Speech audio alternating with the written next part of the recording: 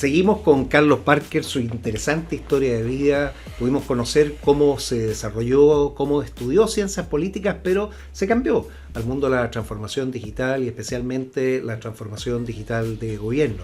Vimos los casos más importantes tanto en África, en Europa y en Ucrania, que es un ejemplo a seguir, un país que estaba en el lugar más bajo y pasó a los más altos de digitalización del mundo. ¿Cómo ves tú entonces el futuro, Carlos? ¿Cómo se proyecta hacia adelante en base a la experiencia que tú tienes y en base a todo este estudio desde las ciencias políticas, la parte humana, pero también del desarrollo tecnológico? Mira, varias cosas se pueden decir ahí. Yo creo, desde el punto de vista político y social, ¿ya?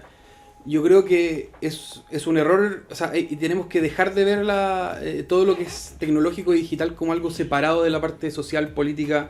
O sea, incluso una humanidad digital. Exactamente. O sea, estamos pasando a ser, o sea, nuestras culturas, digamos, y esto es en todos los países, o sea, desde China hasta Europa, hasta África, nuestras culturas se están transformando en torno a la tecnología. ¿Ya? Y eso toca todos los ámbitos de nuestra vida, digamos, están siendo afectados por estas tecnologías. Entonces, hay un trasfondo, una cosa es la parte técnica, y normalmente vemos este tema de la transformación digital como algo técnico, pero también es algo político, es algo geopolítico también. Es un tema de seguridad nacional, además, es tremendamente importante.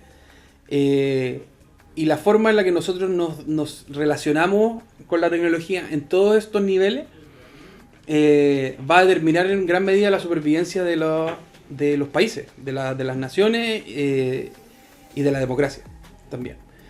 Entonces tenemos que empezar a pensar en la tecnología no como algo, digamos, como un adendum, digamos, dentro de la actividad gubernamental, política, sino que tenemos que ponerla en el centro. Tenemos que ponerla en el centro porque hay una serie de, o sea, la promesa de la tecnología, digamos, es la emancipación, digamos, de la humanidad. Eso siempre ha sido devolvernos el tiempo, darnos la capacidad de tener la información, digamos, al alcance de la mano para todo el mundo.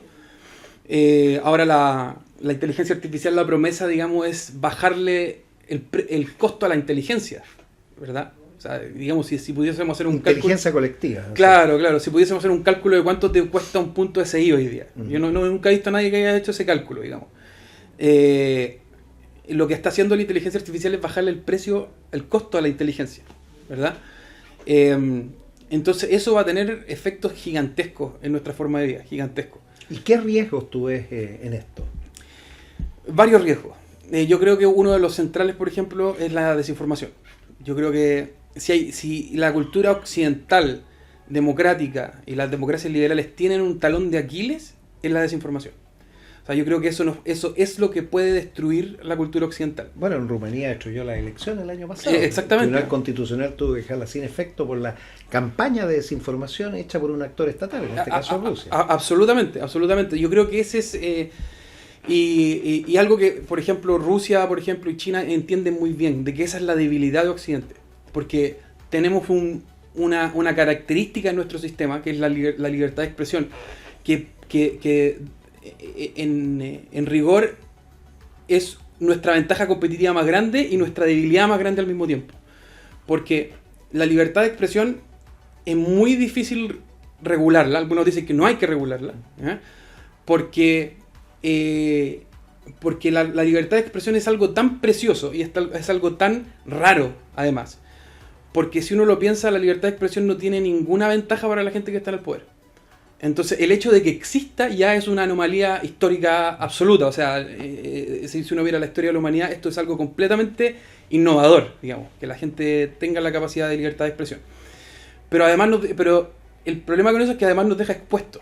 Nos deja expuestos en gran manera. Mira, ahí hay un tema que lo estamos reflexionando, que es la libertad de expresión, no solo pilar de la democracia, sino que como derecho humano. Exactamente. Y como derecho humano en el ciberespacio de humanos, no de inteligencias artificiales. Exactamente. Porque hoy la desinformación y la manipulación no la hacen personas. la hacen agentes que Absolutamente. están actuando como si fueran personas. Entonces le estamos entregando un derecho humano, de humanos a una máquina. Exactamente. Yo creo que además yo agregaría eso, de que si tú tienes además agentes extranjeros, por ejemplo, que están aprovechándose de esta yo no diría falla, de esta característica de nuestro sistema, para desestabilizar nuestro sistema, tenemos que hacer algo, porque una cosa es, como usted ha dicho, esto es un derecho humano, y eso además es un derecho ciudadano, ¿verdad?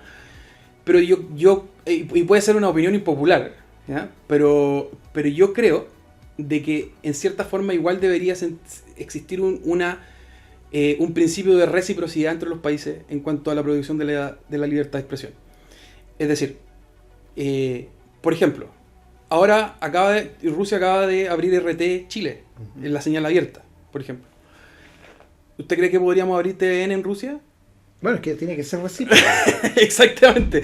Pero sería imposible que un medio chileno se instalara en Rusia a hablar, por ejemplo, en contra del Kremlin. Sería absolutamente imposible. Pero ellos llegan acá diciendo que van a hacer un aporte a la pluralidad, cuando RT es un medio estatal y que es abiertamente una maquinaria de desinformación en Occidente, por eso es ilegal en Europa. Entonces la gente dice, bueno, pero ¿de qué libertad de expresión estamos hablando si no permitimos, digamos que... Pero estamos hablando de un Estado extranjero. No es lo mismo, digamos, que darle libertad de expresión a tu ciudadano a darle a un agente extranjero cuyo objetivo es desestabilizar tu gobierno. ¿Me entiendes? Y puede suceder lo mismo acá en Latinoamérica. La desinformación rusa en Latinoamérica se articula desde Venezuela, ¿verdad? Entonces... Yo creo que nosotros ni siquiera sabemos hasta qué punto la desinformación desde Venezuela, por ejemplo, llega, o sea, se articula en Chile, por ejemplo, porque bueno, nuestro sistema de inteligencia tiene sus desafíos. Pero tranquilos, vamos a estar comunicando pronto la nueva ley de inteligencia. Ajá. Estamos en una mixta ya el último periodo para poder fortalecer nuestra agencia de inteligencia. Y un ámbito importante es protegernos de estas campañas de agentes estatales externos que quieren complicarnos. Exacto. Nosotros, nuestros problemas los tenemos que resolver en Chile.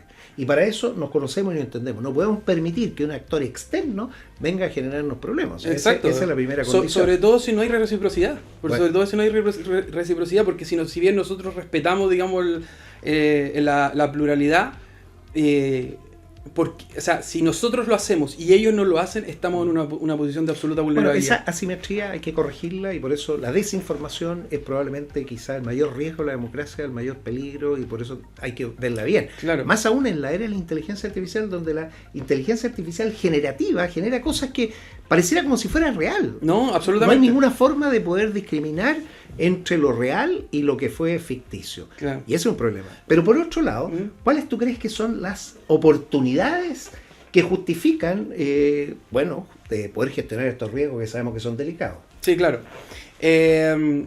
Bueno, si bien esto abre una serie de desafíos, digamos, yo creo que nunca habíamos tenido tanta capacidad y tanto potencial para solucionar los grandes problemas sociales y políticos en la historia de la humanidad. O sea, este tipo de tecnologías, por ejemplo, aplicadas al Estado, puede ayudar en todos los niveles, desde la transparencia, la disminución de la corrupción, la disminución de la ineficiencia del Estado, que es uno de los grandes males, y eso es lo que siempre se le critica al Estado, básicamente, que es la ineficiencia, la lentitud, etcétera. Todas esas como críticas que se le hacen normalmente al aparato estatal, en gran forma pueden ser disminuidas enormemente a través de la tecnología. También temas en Ucrania, por ejemplo, se dice siempre que el mejor organismo anticorrupción que se ha hecho en Ucrania ha sido el Ministerio de Transformación Digital, porque disminuyó, por ejemplo, en temas como los permisos de edificación, por ejemplo, que era una enorme cantidad de corrupción. Ese sistema hoy día es completamente digitalizado y auditable. Entonces ellos, una vez escuchaba a alguien de Estonia decir que la corrupción no es digitalizable. Tú no puedes digitalizar la corrupción no es digitalizable. Claro, tú no puedes... Qué buena cuña. ¿verdad? Claro, tú no puedes... Porque hay certeza jurídica del acto digital. Exacto, y si el sistema es transparente y auditable, la persona se tiene que adaptar. Ya, te vamos a tomar y te vamos a citar. Está muy buena esa. Claro. No puedes digitalizar la corrupción. Entonces, eso es una oportunidad enorme. Pero al mismo tiempo es un desafío porque esa muchas veces es la razón por la que algunos organismos gubernamentales no quieren digitalizar. Bueno, lógico. Porque les quita el modelo de negocio. El modelo de negocio, que es la forma que tiene, la asimetría de manejo de información. Por eso quieren apropiarse de la información, quieren hacer las cosas con su manera. Él siempre se ha hecho así, que es una de las características. Sí. Ahora, yo creo también que otro desafío y oportunidad que existe, y creo que todos los países se van a tener que mover hacia allá, es hacia el concepto de soberanía digital. ¿Ya? Los países tienen que ser dueños de sus datos y tienen que ser dueños de sus sistemas. ¿Ya? Podemos que exista cooperación internacional, que podamos traer software de Estonia o de Estados Unidos, eso es una cosa. ¿Ya? Yo creo que acá no hay que reinventar la rueda y que todo se tiene que hacer, digamos, pues tenemos que tomar la experiencia internacional. Pero tenemos que trabajar para no ser vulnerables con respecto a la dependencia tecnológica con otros países. Bueno, ese es un temazo, ¿eh? La soberanía digital es los datos dentro del territorio digital nacional, o sea, el territorio nacional es donde está el disco duro, básicamente, o el disco de estado sólido, donde reside el dato. Claro. Y eso Estonia, por ejemplo, no solo lo tiene en Estonia, lo tiene replicado todos sus datos en Luxemburgo, o sea, se cae Estonia completa y los datos están guardados con protección territorial en una embajada afuera. O sea, exactamente. Hay un concepto desarrollado real, físico. Es que es un sistema de ¿cómo se llama? O sea, es un tema de seguridad nacional.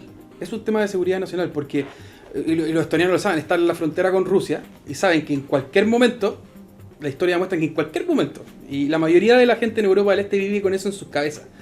Algún día va a pasar.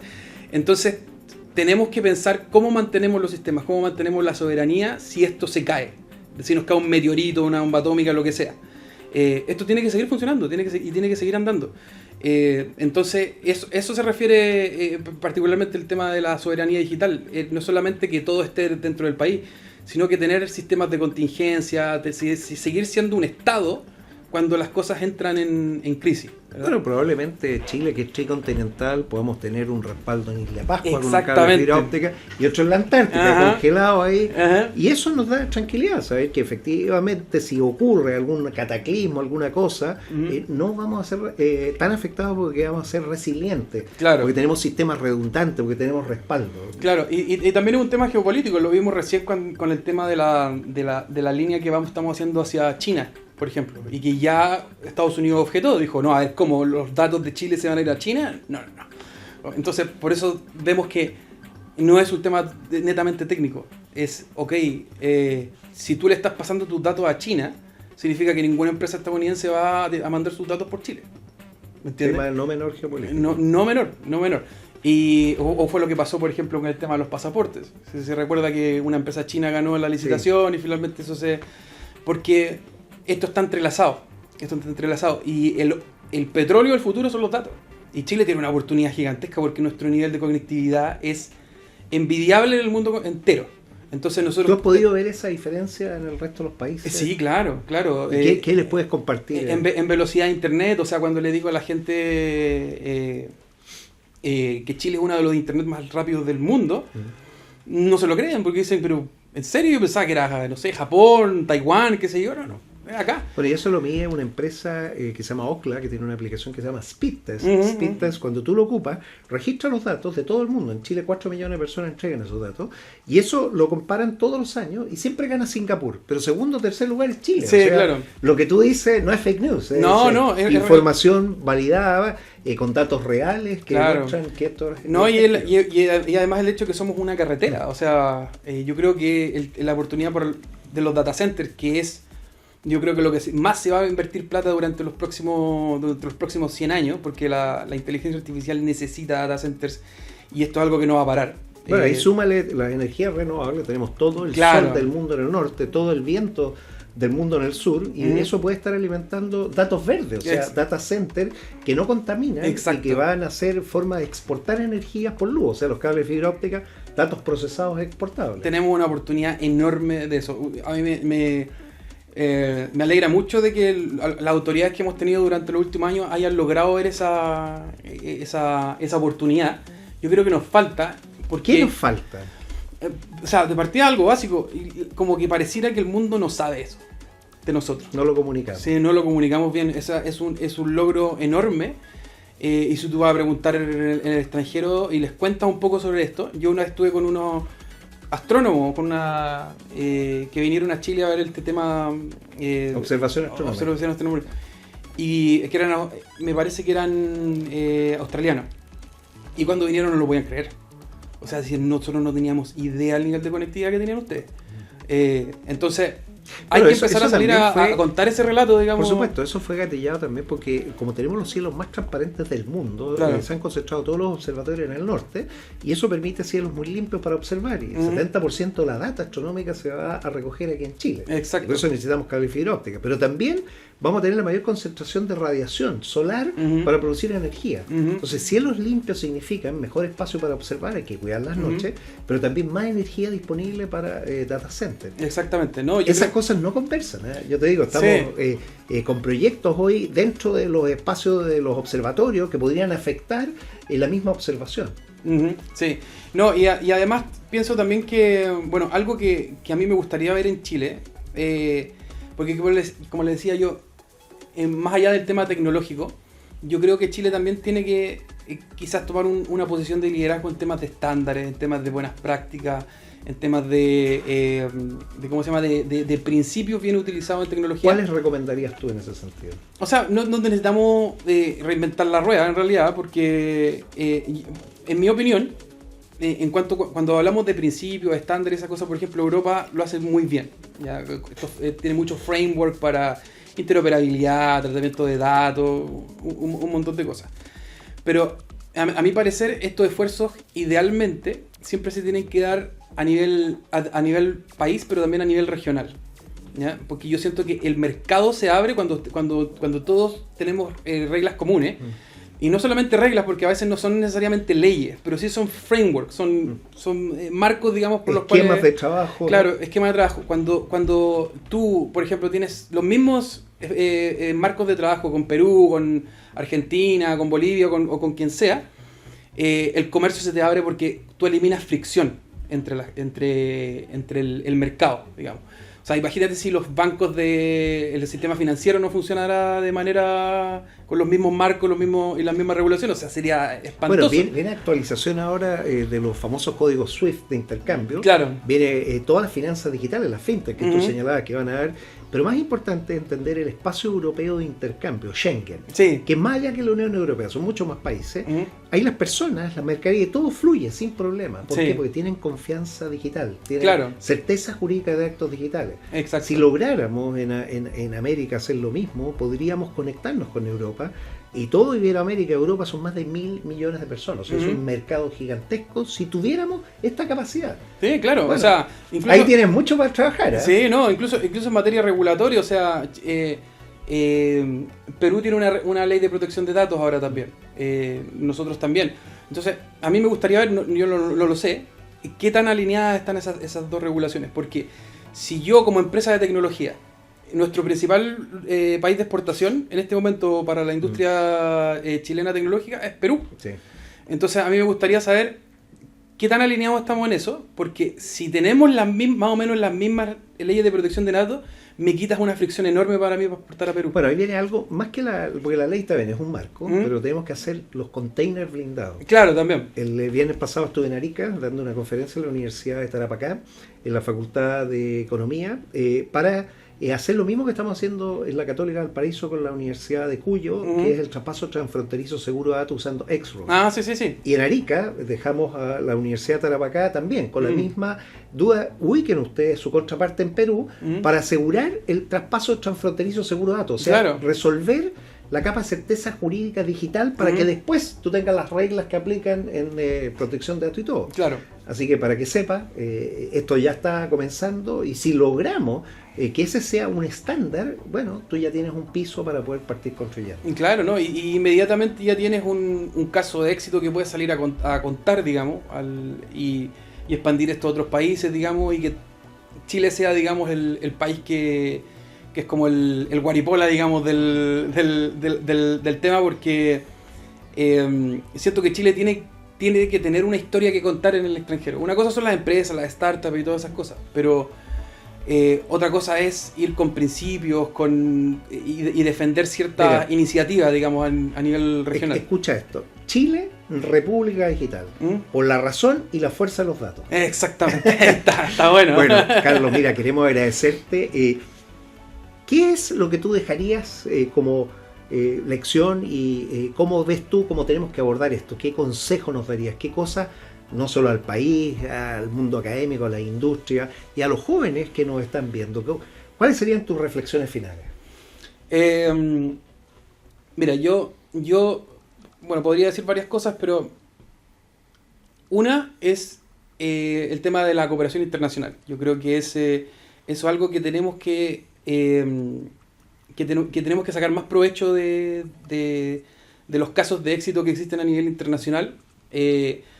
Como decía, nada es copiar y pegar, pero podemos partir de cosas que ya se han hecho y que funcionan, y poder implementarlas acá de mejor manera, o por último tener algún tipo de intercambio de experiencias, que siempre es muy, muy importante. Eso es uno, el tema de la coordinación internacional. Lo segundo es que yo espero que el próximo gobierno que haya acá en Chile, aunque la verdad estoy viendo hemos visto las propuestas, digamos, y yo insuficiente. Insuficiente. Lo podemos decir claramente. La parte digital es muy, muy insuficiente en todos los candidatos, yo diría. Y yo creo de que en términos como de min-max, de dónde podemos poner las cartas para tener un impacto grande en la población, es la parte digital. Porque eso le soluciona la vida a las personas, ¿ya? Hay una cosa que a mí me gustaba mucho de la misión, cuando en Ucrania se planteó esta idea, digamos, de digitalizar el Estado. Se habló de dos conceptos. Se habló de un Estado, una app, ¿ya? Ese era uno. Y lo otro, que a mí me gusta mucho, que es la declaración de como principios que se iban a regir esta transformación, era convertirse en el Estado más conveniente del mundo, ¿verdad? Y si tú te fijas, en esa frase no hay nada tecnológico, ¿ya? Lo que estás diciendo es conveniente, o sea, que sea conveniente para el ciudadano usar los servicios digitales, ¿ya? Y eso tiene que ver con poner al ciudadano primero, porque ¿qué es lo que hacen las organizaciones muchas veces? Avanzan hacia la digitalización, pero para resolver objetivos administrativos internos básicamente para solucionarle la vida al funcionario, ¿ya? Muchas veces, que no digo que esté mal, pero en el centro, en los países democráticos, el centro es el ciudadano. O sea, tú tienes que hacerle la vida más fácil a la gente. Ese es el objetivo después de toda la cháchara, ese es el objetivo de la transformación digital del Estado, hacerle la vida más fácil a la gente. Ojalá que no tengan nunca que ir a pararse 3 horas en el servicio de impuestos internos para sacar un papel, ¿ya? O ni un lado. Claro, en ningún lado. El tema de las notarías es otro tema, pero estaría mucho rato hablando de eso. Pero yo creo que ese es el tema. Tenemos que establecer, digamos, hacia dónde queremos avanzar con el ciudadano en el centro de la discusión, porque ese es el objetivo finalmente, hacerle la vida más fácil a los ciudadanos. Y lo otro, poner mucho énfasis en lo que hablamos antes, en funcionar en torno a principios, estándares, marcos regulatorios, porque eso es lo que te da la facilidad después cuando todos trabajamos con reglas comunes, ¿ya? Y sabemos cuando ya sabemos hacia dónde va la micro y además todos trabajamos con reglas comunes, la tecnología es la parte más fácil de todas, porque ya sabes, digamos, ocupa el software que tú quieras, dale, pero tienes que adaptarte a esto. Eso es lo más importante, y ahí tienes el 80% de la pega con el 20% del esfuerzo.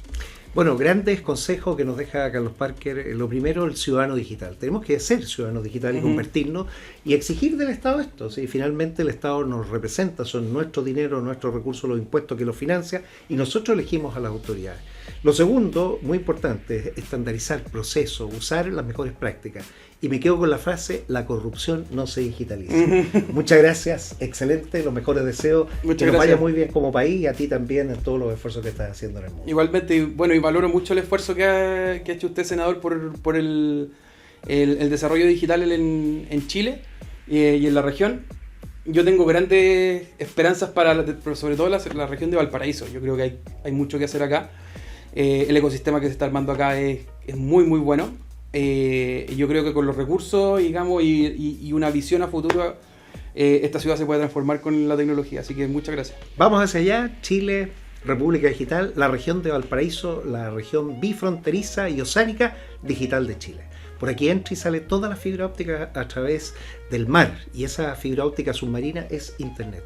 No podemos entonces estar desconectados. Síganos en nuestro próximo programa con un gran invitado, tal como lo fue hoy Carlos Parker.